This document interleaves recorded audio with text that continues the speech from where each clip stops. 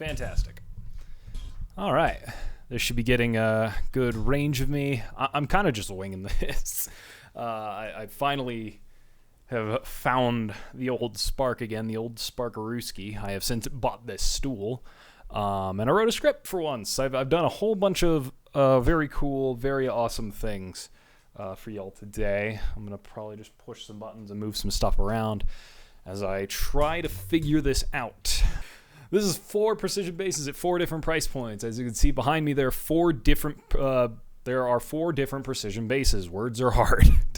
I wrote and filming the script about within an hour of each other, but we're just going to go through them. I'm going to talk about them, my experiences with them, how they play. The rig today is going to be my Tone Hammer 500. It's going through all of my pedals, bypassing everything. Everything's going to be completely flat, and that'll go into my Volt 276 with no compression or anything. It's going to be about as dead flat as you could get it. And let's get started. That's really the whole introduction. That's really all I wrote. If you hear it through the speakers, it's probably either foam bleed or mic bleed from the amp. I have it so that way I can hear it and hear what I'm playing. The playing's probably going to be like goofy, sloppy. Who cares? Number 1. It's actually not that heavy. I'm actually just old. Yeah, this is old reliable. You really can't get past old reliable here. I'm selling 3 of these basses. This is the only one that's staying, with good reason. If you've seen Ian Trussheim's video on bass monogamy, great, you'll understand what this is. This is my one bass that I have done pretty much everything to the moon and back with. This is my monogamy bass relationship, if anything. And if you haven't watched it, go watch it so that way you can understand what I'm saying. This has been my number 1 for the better part of 2 years now. It's been in my junior recital. It's been in my friends' junior recitals, the ones that I've done with them. It's been in most shows that I've done in my entire college tenure to get the degree that is, I'm pretty sure, out of frame, but is right up there next to the Obama plate. What would I do without? Oh, yeah, it also played Pikes Peak Pride twice. Footage of that here.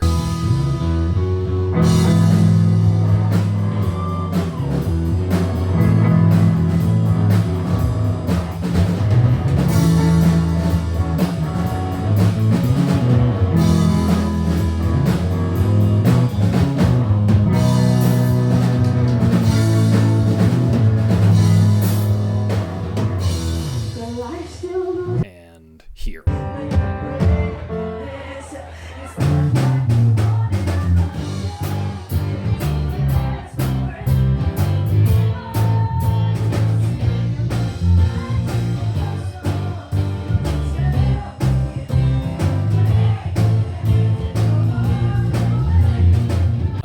So it's definitely made its money back in spades and droves, and it feels great. It plays great. It is hands down the best instrument that I have. And reading the script off of this is horribly awkward because the microphone is in the way. I love this thing through and through, though, and it has come from being a clapped out P bass rotting inside of a Guitar Center to a clapped out P bass getting thrown on any stage that I could throw it onto and I could find myself onto. In terms of how it sounds a little something like this. And then hopefully through the magical power of editing, I can do this right.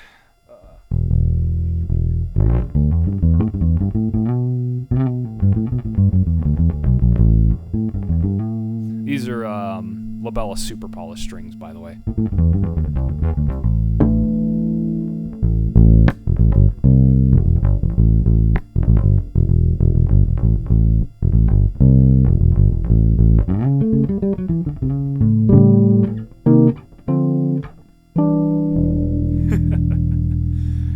And this is how I get noise complaints. All right, next bass. You know what's funny here is I actually have them in order of how they will appear, which I did completely unintentionally. Yeah, this one's nice and bright too. It's got a fresh set of strings on it. Let's see here. Yeah, this guy I got most recently of the bunch, I believe. If not, it's actually the second most recent. As I was writing the script, the most recent one is actually this guy here. But timeline kind of goes all over the place with these things. I have 4 P basses. Just cut me some slack. I picked this one up at NAMM. I traded Sono Jono my Yamaha BB604 for it. If you remember that on the channel, that is a bit of a deeper cut. There's going to be a few deep cuts today on the channel. If you've been around for a long time, you'll notice them. I bought the Mono Vertigo gig bag that I currently use everywhere with my Mono Tick to carry my my pedal board around in a Guitar Center in Cerritos, California, which was quite a fair drive from my base of operations, my home in SoCal. I am from Anaheim, for those of you who don't know, so whenever I just go to NAMM, I just go home. I don't have to pay for a hotel or anything. That's why I'm able to do it, and I'll probably do it again this year, because the only thing I really have to pay for is the flight and the event, because housing is just my home, which is about 10 minutes from the Anaheim Convention Center, a place that I went to quite a few times growing up as a kid for the auto show that would happen there about once a year. Fun fact about me, if you didn't know. I bought it. It was quite the drive to get it, but I did fly home with it. It was the first time I ever flew with a bass, and I could definitely say that the Mono Gig Bag did a great job of flying home. Highly recommend. It buzzes in some spots when you play really high, but if you're ever wanting to get paid, you're usually never up there very often anyways, or at least often enough for anybody to notice. I have gigged with this thing. I have some gig footage playing here probably.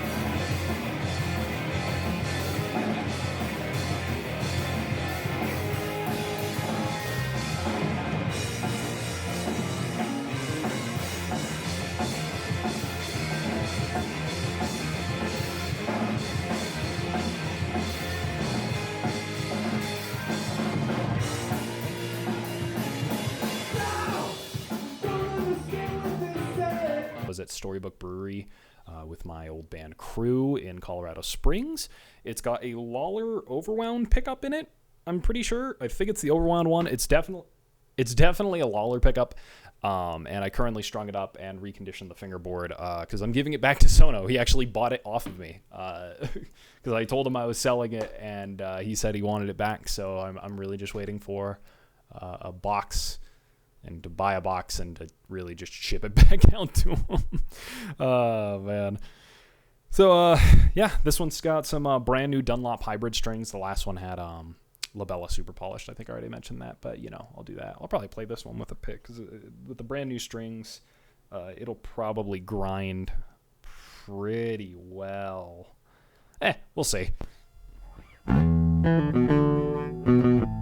Wow.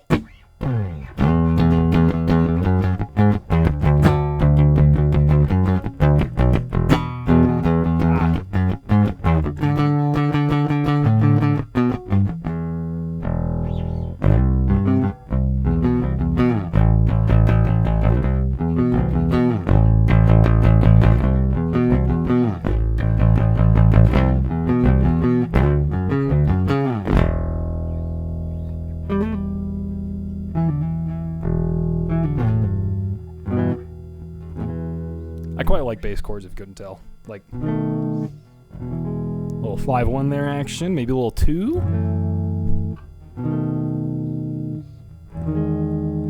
A little Johnny Smith, too.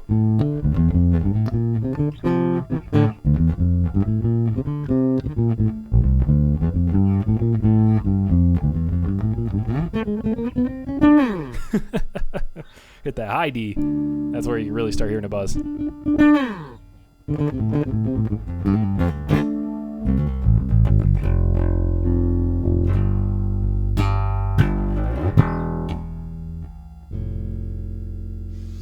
It's good though. It's a great bass. Makes all kinds of good noises. Couldn't tell. Bass number 3. Here we go. Ever really thought of the semantics of this one? Or how I should be positioned? I just kind of Made a video, a short earlier about the MXR bass synth that you guys probably have seen by now. If knowing me, I probably have already done it within the same time period of me editing all this. And I didn't really figure out how I was going to sit here, maneuver in and out, and have the microphone arm up and do everything at the same time. So, you know, hopefully as I learn, or as I record more videos, because I've really found the motivation to do it again. And by that I mean I forced myself to find the motivation to do it again. I have really just enjoyed making these, so hopefully I'll make more and it'll get better. Yeah, basically, I guess I'll tie this in. I was going to make this a separate video, but it doesn't really need to be. Mental health, it's a real thing. That's why I've been gone for so long. A lot of shit has happened. Probably one of the most notably recently was the splitting of my band crew, which was kind of a big one because I realized that was kind of a catalyst of me not burning myself out in music because it was a creative outlet that I would use. So when that dissipated, I kind of just fell apart for a bit because every other job that I had, or every other band that I had, became a job. And therefore music became too much of a job for me to do it. So I had to like step back and reassess. And now I'm back. I'm doing good again. I've been playing a lot more Magic, and having that as a hobby has been really good for me. However, it has caused me to spend quite a lot of money in a very short amount of time. So, you know, that's where the Strings of Things videos went to the Magic budget. So that's been that. But anyway, bass number 3. Anybody who knows a fair amount of this channel will recognize this one. I have changed the pickguard to this black one for 2 reasons. 1, it looks classy. 2, I had some stickers on the other one that's right behind me that I wanted to keep. So now the old one is going to be a prop for the channel, and the new one is going to be on here when I sell it. Yeah, you'll know this one as the winner of the Floofies last year. I still think it holds that title very well, and will keep it that 2024 title forever, because this bass is relatively cheap on the used market. You can pick it up. It comes in a lot of fun colors if you want to find something that suits more your fancy, and it plays like a dream, like almost all of them have. The necks are usually dead straight or really easy to get dead straight. I've found really not many with issues as long as you get one with a maple board. Those have been the ones that I've found to be the best in my experience.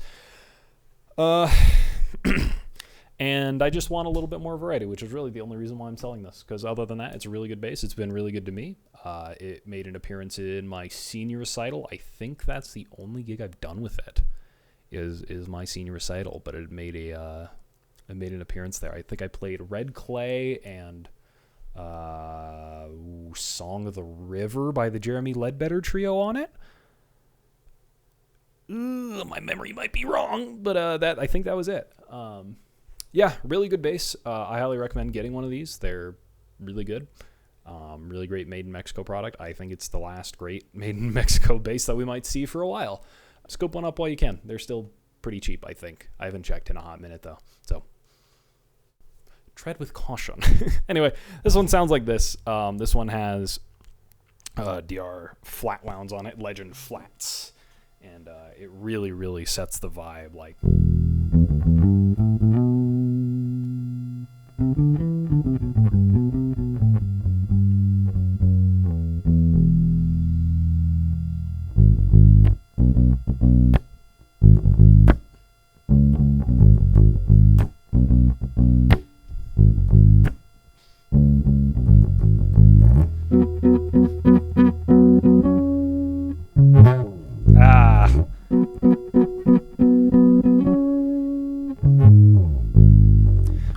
It's got that cake thing, man.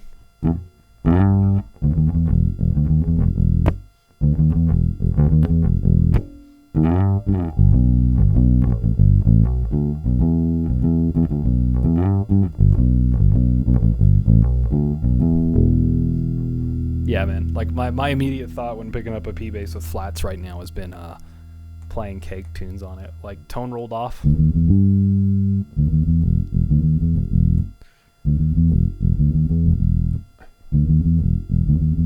Love it.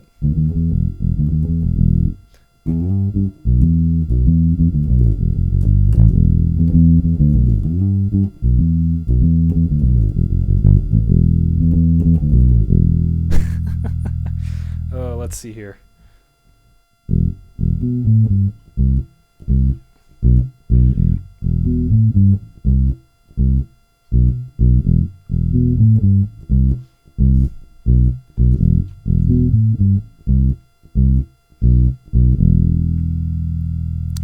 Man, vibe and a half.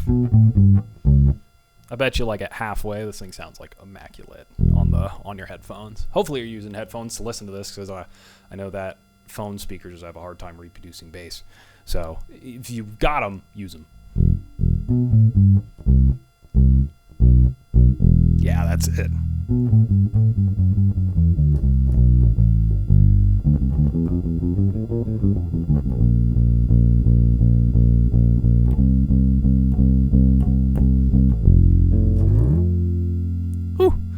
Yeah, I'll miss this bass. I'll probably pick up another one, though, when I have more room. Just as of right now, I want a little bit more variety.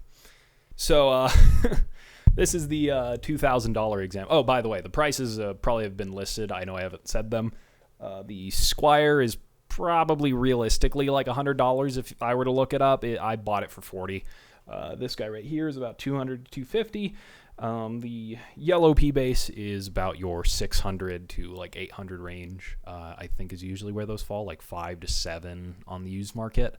And then this one is your $2,000 custom one if it's done properly. More on that though, because I bought this super early in the channel's lifespan. I put in the order for it. I was still working at Vans when I did it. And that was when videos were created in my dorm room in college. So if you actually remember those days, that is your supreme deep cut of the day. Thank you.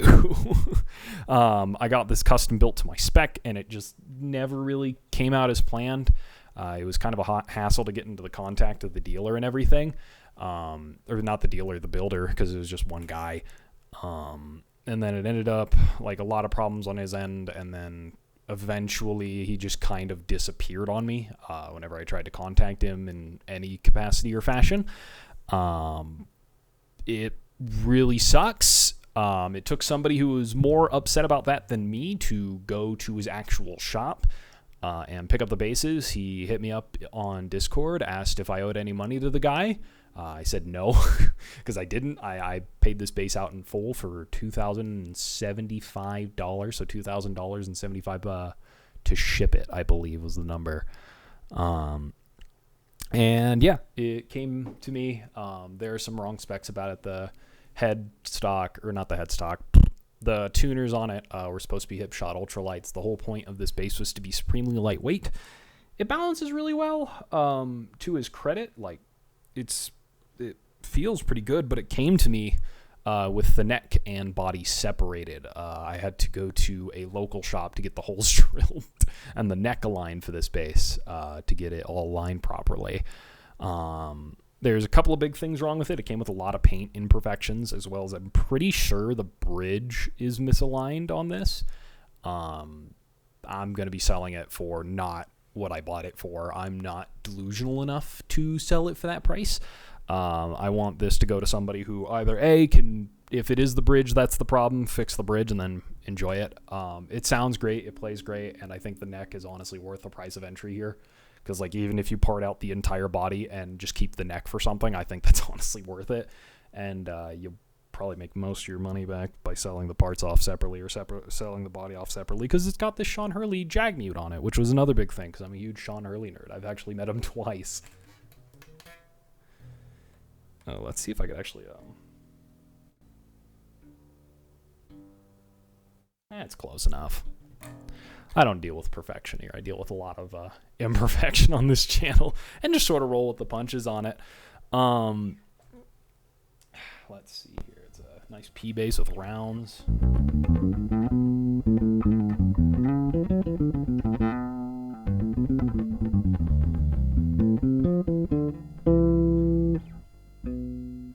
Wow.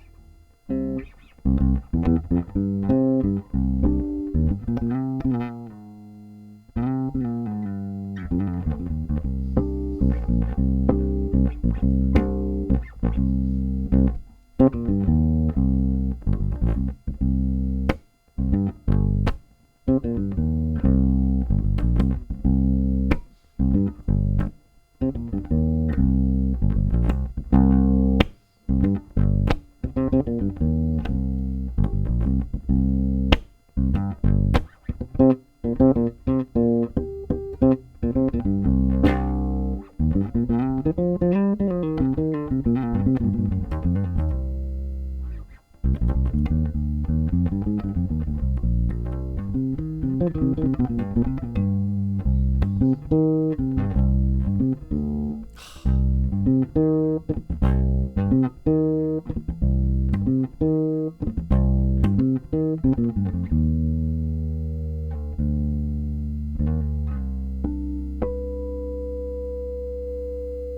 like, it sounds great, and it feels great in the hands. The 60s style P-bass neck, my specific request was to base it off of a 60s P-bass neck, which I think he nailed. And it feels really good. It feels exactly how I remember the last vintage P-bass I tried was, which was really thin forward to back, but really tall at the nut width. And yeah, man, this thing oozes cool. It hopefully isn't too hard of a fix that you can cover up. Hopefully isn't too hard of a fix that you can cover up with the big plating on the bridge, and it'll be someone else's. Comes with a hard shell case. That matters to you. All right. I don't know how long this has been going for. It's probably like a 30-minute video. I'm going to condense down to 15 minutes, like all my videos happen to be. Like, I have a plan and an idea of what these will end up falling into, like 10 to 15 minutes or something. And then they end up being like 30-minute long escapades of me yapping. But that's all of my P-basses. And that number will go down as I'm going to be selling a few of them, as you already know. Plan to use this money to buy more cool stuff for the channel. Just some really cool stuff. If this plan goes through, I'll have something really, really, really awesome.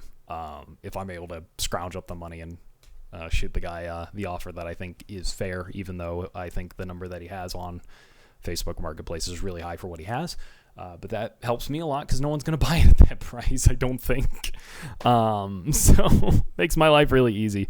My partner and I have agreed that all of my basses are basically their own economy, so anything I buy or sell for them is entirely on their own and separate from what I make from work and stuff that I use for stuff like rent and practical shit. So this will be really fun.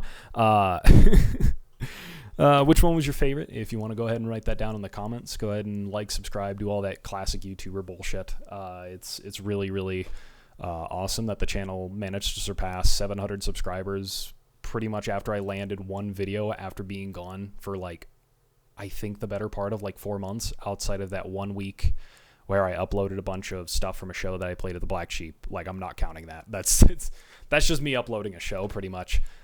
Yeah, man, it's been super awesome. If you want to support this channel, go check out the Patreon, because that'll help me also buy more cool shit for the channel.